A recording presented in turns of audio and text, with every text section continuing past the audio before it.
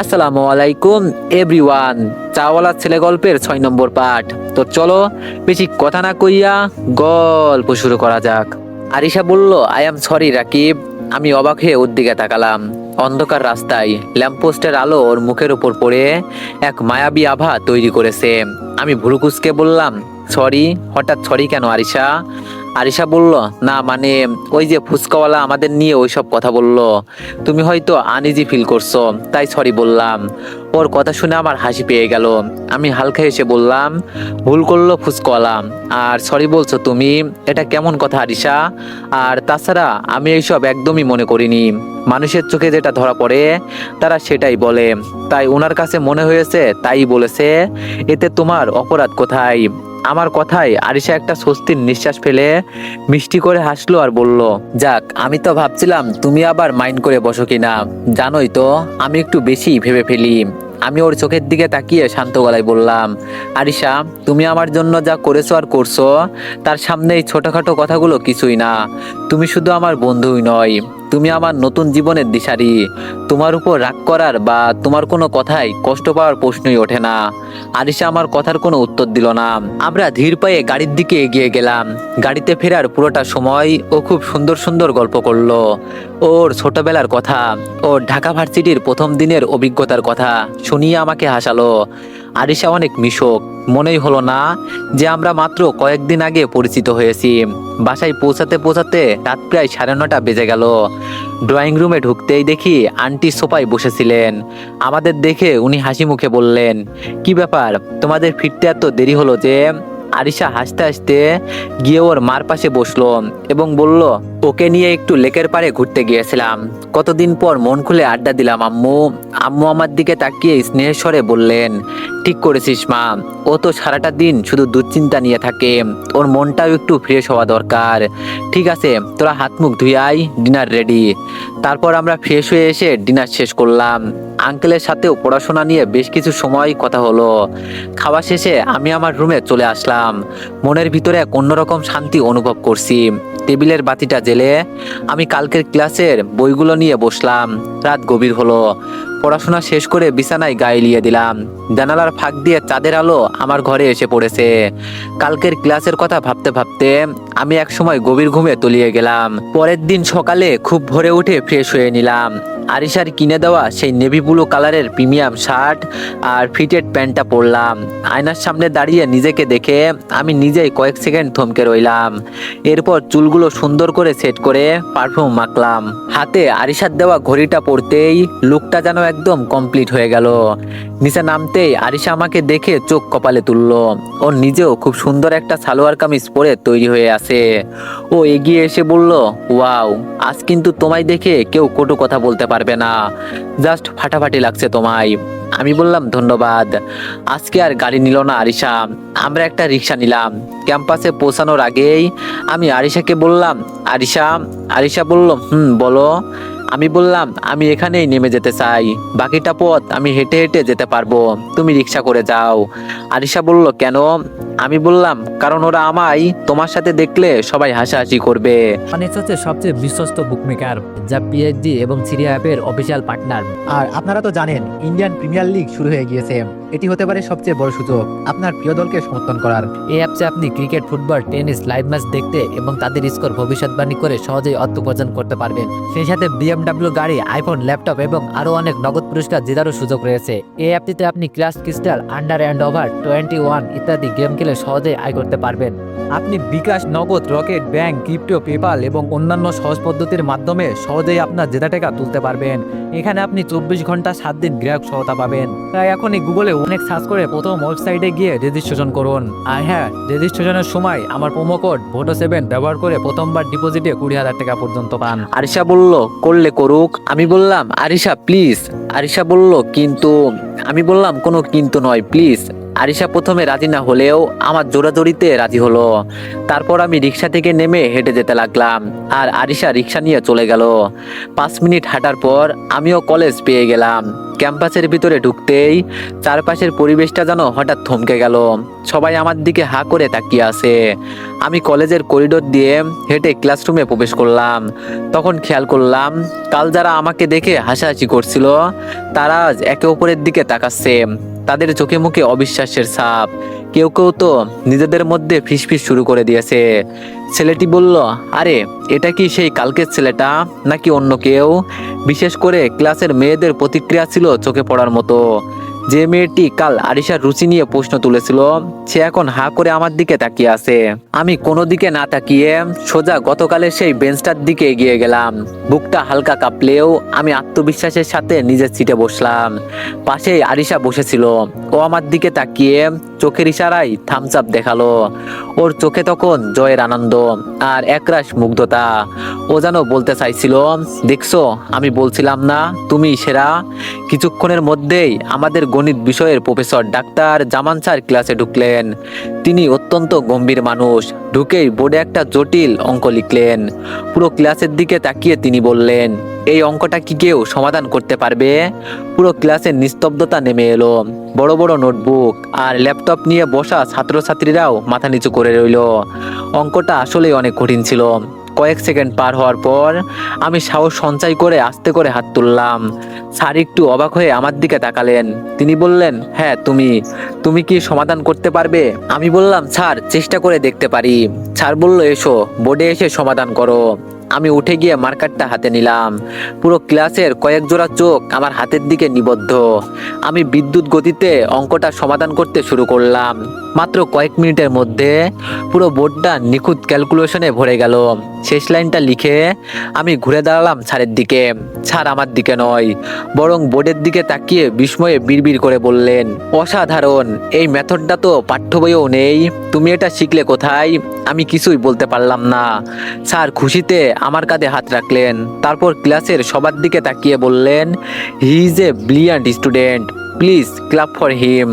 তারপর সবার কথা মতো আমার জন্য সবাই করতালি বাজালো। আমি যখন নিজের সিটে ফিরে আসছি তখন দেখলাম কাল যারা আমাকে অপমান করেছিল তারা লজ্জায় মাথা নিচু করে আছে। আরিশা আমার দিকে তাকিয়ে মুখ টিপে হাসছে। ওর চোখ যেন আনন্দে চিকচিক করছে। ক্লাস শেষে আমি ক্যাম্পাসের আম গাছের নিচে বসে আছি। হঠাৎ পিছন থেকে একটা নরম হাতের স্পর্শ পেলাম। ফিরে তাকাতেই দেখলাম আরিশা দাঁড়িয়ে আছে। ওর চোখে মুখে এক অদ্ভুত খুশির ঝিলিক। আরিশা আমাকে দেখে মুচকে এসে বলল, বাহ, আমাদের ক্লাসের নতুন ম্যাথ জিনিয়াস তো দেখি এখানে একা একা প্রকৃতির শোভা দেখছেন। আজকে ক্লাসে যা দেখালে না, পুরো ডিপার্টমেন্টের সবাই এখনো তোমার দিকে হা করে তাকিয়ে আছে। আমি সত্যি তোমার জন্য অনেক অনেক আনন্দ বোধ করছি। আমি একটু লজ্জা পেয়ে বললাম, এইসব কিছু তোমার জন্যই আজ সম্ভব হয়েছে। So thank you so much Arisha. Arisha আমার পাশে বসতে বসতে বলল, ওয়েলকাম স্যার। আজ তুমি নিজেকে যেভাবে প্রমাণ করলে, আর যারা কাল তোমাকে তুচ্ছ ভেবেছিল তাদেরও উচিত শিক্ষা হয়েছে। জানো, ওই যে মেয়েটা কাল হাসাহাসি করছিল সে তো ক্লাস শেষে আমাকে এসে জিজ্ঞেস করছিল তোমার নাম কি। আমি কিছুই বলিনি। আমি বললাম, মানুষের দৃষ্টিভঙ্গি আসলেই অনেক অদ্ভুত, তাই না? আরিশা বলল, আচ্ছা বাদ দাও ওইসব, এখন চলো, অনেক সময় হয়েছে। আমি বললাম, চলো। বলেই দুজনে হেঁটে ক্যাম্পাসের গেটে আসলাম এবং একটা রিক্সা ঠিক করলাম। রিক্সা চলতে শুরু করলো শহরের ব্যস্ত রাস্তা দিয়ে। আরিশা আর আমি খুব কাছাকাছি বসে আছি। আরিশা টুকটাক কথা বলছে আর আমি তার উত্তর দিচ্ছি। কথা বলতে বলতে রিক্সাটি হঠাৎ একটা বড় গর্তের উপর দিয়ে বেশ জোরে ঝাঁকুনি খেলো। মুহূর্তের মধ্যে আমি আর আরিশা একে অপরের গায়ের উপর পড়ে গেলাম। আমি তাল সামলাতে না পেরে আরিশার কোমর জড়িয়ে ধরলাম আর ও আত্মরক্ষার জন্য আমার বুকটা আঁকড়ে ধরলো। আমাদের মুখ দুটি একদম কাছাকাছি চলে আসলো। ওর চুলের ঘ্রাণ আর উষ্ণ নিঃশ্বাস আমার মুখে এসে লাগছিল। রিক্সা চালক হঠাৎ ব্রেক কষায় ঝাঁকুনিটা আরো বাড়লো, যার ফলে আমরা আরো বেশি একে অপরের স্পর্শে আবদ্ধ হলাম। কয়েক সেকেন্ডের জন্য পৃথিবীটা যেন থমকে গেল। আমি স্পষ্ট শুনতে পাচ্ছিলাম আরিশার হৃৎপিণ্ডের শব্দ, যা আমার মতোই দ্রুত চলছে। আরিশা খুব নিচু স্বরে লজ্জা মেশানো কণ্ঠে বলল, রাকিব ছাড়ো, লোকে দেখছে। আমি একদম অপ্রস্তুত হয়ে তড়িঘড়ি করে সরে বসে বললাম, I am really sorry Arisha, আমি আসলে রিকশার ঝাঁকুনিতে ব্যালেন্স হারিয়ে ফেলেছিলাম। আরিশা নিজের ওড়নাটা ঠিক করে নিয়ে মাথা নিচু করে ফেললো। ওর ফর্সা গাল দুটো লজ্জায় টকটকে লাল হয়ে গিয়েছিল। তারপর আরিশা নিচু গলায় বলল, সব সময় সরি বলতে হয় না গাধা, এটা তো আর ইচ্ছা করে করনি তুমি। আমি ভীষণ লজ্জা পেয়ে তোতলাতে তোতলাতে বললাম, না মানে। আরিশা বলল, উফ, এত মানে করো কেন? আরে বাবা, বুঝছি তো, এত এক্সপ্লেন দিতে হবে না। বাকি পথটুকু আমাদের মধ্যে এক মায়াবী নীরবতা ছিল। আরিশা বাসায় যাওয়া অবধি আর লজ্জায় কথা বলল না, কিন্তু সে বারবার আর চোখে আমার দিকে তাকাচ্ছিল। আর আমি কেবল রাস্তার ধারের গাছপালার দিকে তাকিয়ে নিজেকে সামলানোর চেষ্টা করছিলাম। বাসায় পৌঁছানোর পর কলিং বেল বাজাতে গিয়ে আমাদের আঙ্গুল একে অপরের সাথে ছুঁয়ে গেল। বাসায় ঢোকার পর থেকেই আমাদের দুজনের মধ্যে এক অদ্ভুত নীরবতা বিরাজ করছে। কেউ কোনো কথা বলছি না। রিকশার সেই মুহূর্তটা যেন আমার অচেতন মনে বারবার হানা দিচ্ছিল। আমি আর কথা না বাড়িয়ে সোজা নিজের রুমে চলে আসলাম। রুমে এসে দরজাটা হালকা লাগিয়ে দিয়ে আয়নার সামনে দাঁড়ালাম। শার্টটা খুলে হাঙ্গারে ঝোলাতে ঝোলাতে ভাবলাম, মানুষ আসলে তার নিজের থেকেও বেশি সুন্দর হয়ে ওঠে যখন কেউ তাকে নিঃস্বার্থভাবে বিশ্বাস করে। ওয়াশরুমে গিয়ে চোখে মুখে ঠান্ডা জলে ঝাপটা দিলাম। দুপুরের রোদে আর ক্লাসের উত্তেজনার পর শরীরটা বেশ ক্লান্ত লাগছিল। ফ্রেশ হয়ে ড্রয়িং রুমে আসলাম। দেখলাম আন্টি খাবারের টেবিল সব গুছিয়ে রেখেছে। আমাকে বলল, এসো রাকিব, খেয়ে নাও। আরিশা কোথায়? ওকে একটু ডাকো তো। আমি আরিশার রুমের সামনে গিয়ে হালকা টোকা দিলাম। ভিতর থেকে আরিশা বলল, আসছি। কিছুক্ষণ পর ও বেরিয়ে এলো। ওর চোখে এখনো সেই লাজুক চাহনিটা লেগে আছে। আমরা চুপচাপ লাঞ্চ করলাম। আঙ্কেল আজকে বাসায় নেই, জরুরি কাজে বাইরে গেছেন। খাওয়া শেষ করে আমি রুমে ফিরে এসেই বিছানায় গায়ে লিয়ে দিলাম। ক্লান্তিতে চোখের পাতা ভারী হয়ে এলো। কখন যে গভীর ঘুমে তলিয়ে গেলাম টেরই পেলাম না। যখন ঘুম ভাঙলো তখন ঘরের ভেতরটা আবছা অন্ধকারে ডুবে আছে। জানালার পর্দা সরিয়ে দেখলাম আকাশটা রক্তিম আভা ধারণ করেছে। সন্ধ্যা নেমে আসছে, শরীরটা বেশ ঝরঝরে লাগছে। হঠাৎ মনে হলো একটু ছাদে খোলা বাতাসে যাওয়া দরকার। আমি ধীর পায়ে সিঁড়ি বেয়ে ছাদে উঠে গেলাম। ছাদে পা রাখতেই এক ঝলক স্নিগ্ধ বাতাস আমাকে স্বাগত জানালো। একটু সামনে এগোতেই দেখলাম আরিশা ছাদের রেলিং ধরে দাঁড়িয়ে আছে। ওর পরনে এখন সাদা রঙের একটা হালকা চিকনকারির কামিজ। বাতাসের ঝাপটায় ওর খোলা চুলগুলো অবাধ্য হয়ে উঠছে। দূর থেকে ওকে নীলিমার কোনো রাজকন্যার মতো লাগছিল। আমি নিস্তব্ধে ওর পাশে গিয়ে দাঁড়ালাম। ও টের পেয়ে আমার দিকে এক পলক তাকিয়ে আবার আকাশের দিকে চোখ ফেরালো। তারপর আমি বললাম, অনেকক্ষণ এখানে? আরিশা বলল, সন্ধ্যাটা দেখছিলাম। এই সময়টা আমার খুব প্রিয়। সবকিছু কেমন শান্ত হয়ে যায়। আমরা দুজনেই কিছুক্ষণ নীরব রইলাম। আকাশ জুড়ে মেঘের খেলা, নিচে ব্যস্ত শহরের কোলাহল শোনা যাচ্ছে, কিন্তু আমাদের এখানে যেন সময় থমকে আছে। কিছুক্ষণ পর আরিশা আমাকে বলল, আচ্ছা তুমি এখানে থাকো, আমি নিচে যাই। আমি বললাম, আচ্ছা যাও। বলেই আরিশা পিছন ঘুরে চলে আসতে চাইলো, কিন্তু তখনই ঘটলো বিপত্তি। ছাদের ওই জায়গাটা একটু পিচ্ছিল ছিল, হয়তো গাছে পানি দেওয়ার সময় পানি জমেছিল। আরিশা পা পিছলে গেল এবং ওর ভারসাম্য হারিয়ে পিছনের দিকে পড়ে যেতে লাগলো আর বলে উঠলো, ও মা গো। আমি সাথে সাথে আরিশার দিকে তাকালাম আর এক মুহূর্ত দেরি না করে ওকে ধরার জন্য হাত বাড়ালাম। ওকে পড়ে যাওয়া থেকে বাঁচাতে আমি ওর কোমরে হাত দিয়ে নিজের দিকে সজোরে টেনে ধরলাম, কিন্তু টানটা একটু বেশি হয়ে যাওয়ায় আরিশা সোজা এসে আমার বুকের উপর আছড়ে পড়লো। তাল সামলাতে না পেরে আমি রেলিংয়ে পিঠ ঠেকিয়ে দাঁড়ালাম। আরিশা আমার দুই হাত আর বুকের মাঝে একদম বন্দী হয়ে গেল। ওর দু হাত আমার কাঁধ শক্ত করে আঁকড়ে ধরে আছে। আমাদের মুখ এখন এতটাই কাছাকাছি যে আমি ওর চোখের মনি কাঁপতে দেখছি। ওর এলোমেলো চুলগুলো আমার মুখে এসে লাগছে। মুহূর্তের জন্য আমরা দুজনেই পাথর হয়ে গেলাম। চারিদিকের বাতাস যেন থেমে গেল। আরিশার হৃৎপিণ্ডের দ্রুত ধুকপুকানি আমি নিজের বুকে অনুভব করতে পারছি। তারপর আমি আরিশাকে ছেড়ে দিয়ে আমতা আমতা করে বললাম, ইয়ে আরিশা, তুমি কি ঠিক আছো? আমি আসলে তোমাকে পড়ে যাওয়া থেকে বাঁচাতে। আমার কথায় আরিশা দ্রুত আমার বুক থেকে সরে দাঁড়িয়ে নিজের ওড়নার চুল ঠিক করতে লাগলো। লজ্জায় ওর মুখটা টকটকে লাল হয়ে গেছে। ও নিচের দিকে তাকিয়ে আমতা আমতা করে বলল, উফ, কিভাবে যে পা পিছলে গেল। থ্যাংক ইউ তোমাকে। তুমি না ধরলে নির্ঘাত আজ মাথাটা ফাটতো। আমিও বেশ অপ্রস্তুত হয়ে গেলাম। নিজের হাতের তালুর দিকে তাকিয়ে বললাম, না মানে পানি ছিল মনে হয় ওখানে, সাবধানে হাঁটা উচিত ছিল। আমাদের মধ্যে আবার সেই রিক্সার মতো একটা লাজুক নীরবতা নেমে এলো। কেউ কারো চোখের দিকে তাকাতে পারছি না। আরিশা লজ্জা ঢাকতে আমাকে বলল, ঠিক আছে, অনেক বাতাস এখানে, তুমি থাকো, আমি নিচে যাই, আম্মু বোধহয় চা বানিয়েছে। বলেই আরিশা এক মুহূর্ত আর দাঁড়ালো না, প্রায় দৌড়ে ছাদ থেকে নিচে নেমে গেল। আমি রেলিংটা শক্ত করে ধরে একটা দীর্ঘশ্বাস ফেললাম। আমার বুকের ভেতরটা টিপ টিপ করছে। ওর গায়ের সেই মিষ্টি সুবাস যেন এখনো আমার নাকে লেগে আছে।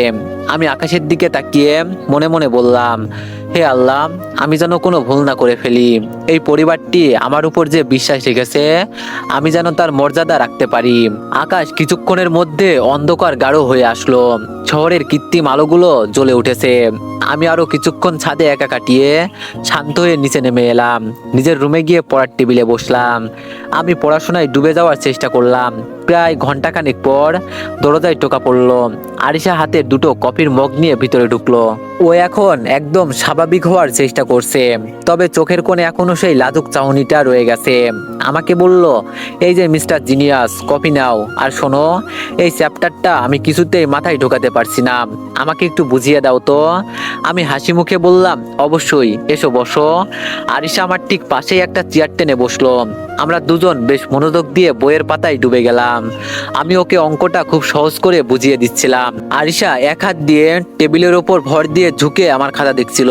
পড়তে পড়তে আমরা এতটাই মগ্ন হয়ে গিয়েছিলাম যে আমাদের মাঝখানের দূরত্বটা যেন একদম নেই, সেটা খেয়ালই করিনি। হঠাৎ আরিশার কলমটা হাত থেকে ফসকে টেবিলের নিচে পড়ে গেল। ও নিচু হয়ে সেটা তুলতে গেল, আর ঠিক একই সময়ে আমিও কলমটা তুলে দেওয়ার জন্য নিচু হলাম। টেবিলের নিচে অন্ধকার ছিল, আর জায়গাটাও ছিল খুব সংকীর্ণ। নিচু হতেই আমাদের দুজনের মাথা ঠক করে হালকা বাড়ি খেলো। আমি অপ্রস্তুত হয়ে তড়িঘড়ি করে ওর কপালে হাত দিয়ে ঘষে দিতে লাগলাম, আর বললাম, সরি আরিশা, ব্যথা পেলে নাকি দেখি। আরিশা মাথা তুললো। আমি তখন ওর কপালে হাত দিয়ে আসি। আমাদের মুখ এখন মাত্র কয়েক ইঞ্চি দূরত্বে। টেবিলের ল্যাম্পের আলোয় ওর চোখের মণি দুটো হীরের মতো জ্বলজ্বল করছে। ওর ঠোঁট দুটো কাঁপছে। নিস্তব্ধ ঘরে কেবল আমাদের নিঃশ্বাসের শব্দই পাওয়া যাচ্ছিল। হঠাৎ আমার হাতের আঙ্গুল ওর কপালে চুলে আটকে গেল। আমি সরাতে গিয়ে ওর কানের লতি ছুঁয়ে ফেললাম। একটা শিহরণ আমার সারা শরীরে খেলে গেল। আরিশা যেন পাথরের মতো জমে গেছে। ওর উত্তপ্ত নিঃশ্বাস আমার গলায় এসে লাগছে। এই মুহূর্তে পৃথিবী যেন সম্পূর্ণ থমকে গেছে। প্রায় কয়েক সেকেন্ড আমরা ওইভাবে একে অপরের চোখের দিকে তাকিয়ে রইলাম। এরপর নিজেদের জ্ঞান ফিরে আমি দ্রুত হাত ছড়িয়ে চেয়ার ছেড়ে দাঁড়িয়ে পড়লাম। আমার গলা শুকিয়ে কাঠ হয়ে গেছে। আমি তোতলাতে তোতলাতে বললাম, আমি সত্যি sorry Arisha, I am so sorry. Arisha কোনো কথা বলল না। ও দ্রুত উঠে দাঁড়ালো। ওর সারা মুখ এবার আর কেবল লাল নয়, কান পর্যন্ত লাল হয়ে গেছে। ও কাপা কাপা হাতে নিজের বই আর কফির মগটা নিল। একবার আমার দিকে তাকানোর চেষ্টা করলো, কিন্তু লজ্জায় পারলো না। মাথা নিচু করেই ও ঘর থেকে প্রায় ছুটে বেরিয়ে গেল। দরজাটা বন্ধ হওয়ার শব্দ পেয়ে আমি ধপ করে চেয়ারে বসে পড়লাম, আর মনে মনে ভাবলাম, আমার সাথে এগুলো কেন হয়? ধুর, এখন যদি আরিশা আমাকে ভুল বোঝে, তাহলে আমার পড়াশোনা আবার সব গেল। আর আঙ্কেল আন্টির সামনে আমি মুখ দেখাবো কি করে? প্রায় আধা ঘন্টা পর আন্টির কণ্ঠ শোনা গেল। উনি দরজার ওপাশ থেকে ডাকলেন, রাকিব, খাবার দেওয়া হয়েছে, তাড়াতাড়ি আসো। আমি একটা দীর্ঘশ্বাস ফেলে নিজেকে স্বাভাবিক করার চেষ্টা করলাম। ড্রয়িং রুমে গিয়ে দেখলাম আঙ্কেল আর আন্টি আগেই টেবিলে বসেছেন। আরিশাও বসে আছে, কিন্তু ও এক দৃষ্টিতে নিজের প্লেটের দিকে তাকিয়ে আছে। আমি ধীর পায়ে গিয়ে আমার নির্দিষ্ট চেয়ারটাই বসলাম। আরিশা, যেই মেয়েটা সবসময় চটপটে কথা বলে, সে আজ একদম চুপ। ও দ্রুত কয়েক লুকমা খেয়েই প্লেটটা সরিয়ে ফেললো। আন্টি অবাক হয়ে বললেন, কিরে মামুনি, এতটুকু খেয়েই উঠে যাচ্ছিস যে, শরীর খারাপ নাকি? আরিশা মাথা নিচু করে বলল, না আম্মু, আসলে খিদে নেই তেমন, আমি ঘুমাতে যাচ্ছি। বলেই ও একবারও আমার দিকে না তাকিয়ে দ্রুত পায়ে নিজের ঘরে চলে গেল। আমার বুকের ভেতরটা যেন শুকিয়ে গেল। আঙ্কেল আমার দিকে তাকিয়ে হেসে বললেন, রাকিব, পড়াশোনা কেমন চলছে? আমি কোনো মতে নিজেকে সামলে নিয়ে বললাম, জি আঙ্কেল, পড়াশোনা ভালোই হচ্ছে। আরিশা আমাকে অনেক সাহায্য করছে। আঙ্কেল আন্টির সাথে টুকটাক আরো কিছু কথা বলে আমি খেয়ে দ্রুত নিজের রুমে চলে আসলাম। তারপর 7-5 ভাবতে ভাবতে কখন যে ঘুমিয়ে পড়লাম টেরই পাইনি। পরদিন সকালে ঘুম থেকে উঠে আমি দ্রুত রেডি হয়ে নিলাম। নিচে গিয়ে দেখলাম আরিশা নাস্তা করছে। ও আমাকে দেখে খুব ছোট্ট করে বলল, গুড মর্নিং, কিন্তু চোখে চোখ রাখলো না। আমিও নাস্তা শেষ করে আরিশার সাথে ওর গাড়িতে আমরা ভার্সিটির উদ্দেশ্যে রওনা দিলাম। গাড়িতে যাওয়ার সময় আমাদের মধ্যে কোনো কথা হলো না। ক্যাম্পাসের কাছাকাছি পৌঁছাতে আমি সেই আগের মতো বললাম, আরিশা, আমি এখানে নেমে যাই, তুমি যাও।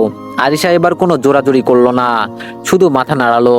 আমি গাড়ি থেকে নেমে হাঁটা ধরলাম। 5 মিনিট পর যখন ক্যাম্পাসের করিডোরে ঢুকলাম, আরিশা আগেই ক্লাসরুমে চলে গেছে। তাই আমিও আস্তে আস্তে ক্লাসরুমের দিকে হাঁটা ধরলাম। ক্লাসের দরজায় পৌঁছাতেই যে প্রথম দিন আমার পোশাক নিয়ে ব্যঙ্গ করেছিল, আমি ক্লাসরুমে ঢোকার সময় দেখলাম সে আজও আমার দিকে হাঁ করে তাকিয়ে আছে। তার চোখে আজ এক অদ্ভুত বিস্ময় আর মুগ্ধতা মিশে আছে। আমি চুপচাপ নিজের সিটে গিয়ে বসলাম। আজকেও আমি ক্লাসের মেধার পরিচয় দিলাম। সেই মেয়েটি সহ সবাই আমার দিকে হাঁ করে তাকিয়ে আছে। ক্লাস শেষ হওয়ার পর আরিশা বলল, তুমি আমতলায় গিয়ে একটু বসো, আমার লাইব্রেরিতে একটু কাজ আছে। আমি বললাম ঠিক আছে। বলেই আমি একা একা আম গাছের নিচে একটা বেঞ্চে বসে আছি। কিছুক্ষণ পর হঠাৎ সামনে কারো ছায়া পড়লো। তাকিয়ে দেখি সেই মেয়েটি, পরনে দামি সালোয়ার কামিজ, হাতে আইফোন। সে একটু আস্তে করে এগিয়ে এসে হাসলো, তারপর নিজেই বলল, হাই। আমি কিছুটা অবাক হলাম, তারপর শান্ত গলায় বললাম, হ্যালো। মেয়েটি বলল, আসলে এই 2 দিন তোমার পারফরমেন্সের জন্য আই ওয়াজ রিয়েলি ইমপ্রেসড, আর সেই দিনের জন্য সরি। আমার আসলে ওইভাবে বলাটা উচিত হয়নি। I am really sorry. আমি বললাম, ইটস ওকে। মেয়েটি বলল, বাই দ্য ওয়ে, আমি তানিয়া, তোমার নামটা কি জানতে পারি? আমি ওর দিকে তাকিয়ে মনে মনে হাসলাম আর বললাম, বাহ, একদিনের ভালো পোশাকে মানুষের রূপ কিভাবে বদলে যায়। আমি খুব গম্ভীরভাবে উত্তর দিলাম, আমি রাকিব। তানিয়া বলল, বাহ, সুন্দর নাম তো। আমি বললাম, জি ধন্যবাদ। তানিয়া মেয়েটি একটু সংকোচ নিয়ে আমার দিকে হাত বাড়িয়ে দিয়ে বলল, রাকিব, আমরা কি ফ্রেন্ড হতে পারি? আমি তো হা হয়ে তাকিয়ে আছি। মেয়েটি বলে কি, 2 দিন আগে যে আমাকে নাক ছিটকালো সে নাকি আমার বন্ধু হবে? তারপর মেয়েটি আবার বলল, কি হলো, কিছু বলো, আমরা কি ফ্রেন্ড হতে পারি? আমি কিছু বলতে যাব, ঠিক তখনই দূর থেকে দেখলাম আরিশা লাইব্রেরি থেকে বেরিয়ে আমার দিকে আসছে। আমাকে তানিয়া মেয়েটির সাথে কথা বলতে দেখে ওর চলার গতি যেন একটু বেড়ে গেল। একটু পরেই ঝড়ের বেগে আরিশা আমাদের সামনে এসে দাঁড়ালো। ওর চেহারা রাগে একদম লাল হয়ে আছে। ও একবার তানিয়ার বাড়িয়ে দেওয়া হাতের দিকে তাকালো, আর একবার তানিয়ার মুখের দিকে। আরিশার নিঃশ্বাস দ্রুত বইছে। তানিয়া কিছু বুঝে ওঠার আগেই আরিশা দাঁতে দাঁত চেপে বলে উঠল, সাহস তো তোমার কম না তানিয়া। যেই ছেলেটাকে প্রথম দিন সবার সামনে তুমি অপমান করেছিলে, আজ তার সাথে কথা বলতে এসেছো, লজ্জা করে না তোমার? তানিয়া হকচকিয়ে গিয়ে বলল, আরে আরিশা, তুমি হুট করে রেগে যাচ্ছ কেন? আমি তো জাস্ট রাকিবের সাথে ফ্রেন্ড হতে চেয়েছি, আর সেই দিনের জন্য তো আমি সরি বললামই।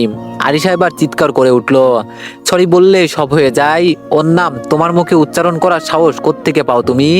খবরদার তানিয়া, এরপর যদি আমি ওকে তোমার আশেপাশে দেখি তবে তোমার খবর আছে, একদম ওর থেকে দূরে থাকবে। তানিয়া কিছুটা বিরক্ত হয়ে বলল, তুমি কেন এমন রিয়াক্ট করছো? রাকিব কি তোমার কেনা গোলাম? ও কার সাথে কথা বলবে সেটা ও ঠিক করবে।